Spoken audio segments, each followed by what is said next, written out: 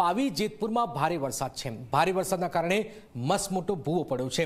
ભારેજ નદી પર બનેલા ડાયવર્ઝન પર ભૂવો પડ્યો છે। 4 કરોડના ખર્ચે બનેલા ડાયવર્ઝન પર ભૂવો પડ્યો છે। 2 મહિના અગાઉ બનેલા ડાયવર્ઝન પર ભૂવો પડ્યો છે। આપ જોઈ રહ્યા છો સતત ભૂવો પડી રહ્યો છે। ભારત નદી પર બનેલા ડાયવર્ઝન પર આ ભૂવો પડ્યો છે। 4 કરોડના ખર્ચે બનેલા ડાયવર્ઝન પર આ ભૂવો પડ્યો હતો। 2 મહિના અગાઉ બનેલા ડાયવર્ઝન પર આ ભૂવો પડ્યો હતો।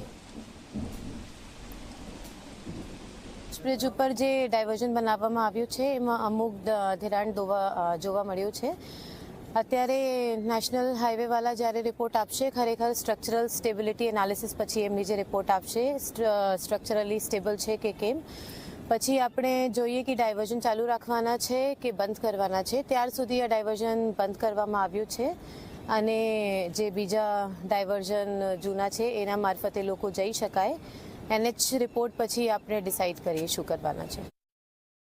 આ ડાયવર્ઝન ને લગભગ હજુ થોડો સમય થયો છે અને ચાલુ કરવામાં આવ્યું અને આ પ્રથમ ચોમાસાની અંદર જ આ ડાયવર્ઝનમાં પહેલો ભૂવો પડવામાં આવ્યો છે। હવે લગભગ તંત્રએ અને મહેરબાન કલેક્ટર શ્રી પણ આ જગ્યાએ આવી અને સ્થળ નિરીક્ષણ કર્યું છે।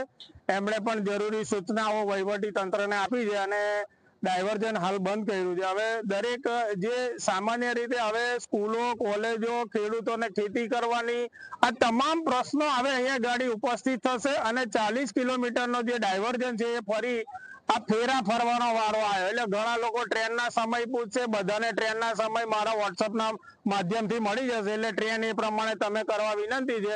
આપણે આ વેઠવાનું છે। સરકારે આટલા બધા પૈસા આપીને મંજૂર કર્યું છે, તેમ છતાં પણ આ અધિકારીઓની નિષ્કાળજી, યોગ્ય ડિઝાઇન નહીં બનાવવામાં આવ્યું।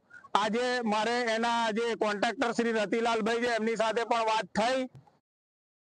આ ડાયવર્ઝન છે એ વહેલી તકે સારું કરે અને આ ડાયવર્ઝન ટકે નહીં અને આ પાહેને બાજુમાં જોહર ડિવાઇઝન છે એટલે આ ટકવાનું નહીં આ નારું, અને તંત્રને એવી જાણ કરીએ છે કે વહેલી તકે ઓની તકેદારી લે અને 4 કરોડના ખર્ચે બનેલું અને આ 4 કરોડના ખર્ચે બનેલું તો આ લોકોને હાલાકી બીજે જગ્યાએ જવાનું બહુ મુશ્કેલ પડે એવી કોઈ ઘટના નહીં થાય એવી રીતે અમે રજૂઆત કરીએ છીએ। એટલે વહેલી તકે આ ધ્યાનમાં રાખી આજે જનતાના પૈસા પાણીમાં જેવું લાગે, આ જનતાના પૈસા પાણીમાં જાય એવું લાગે।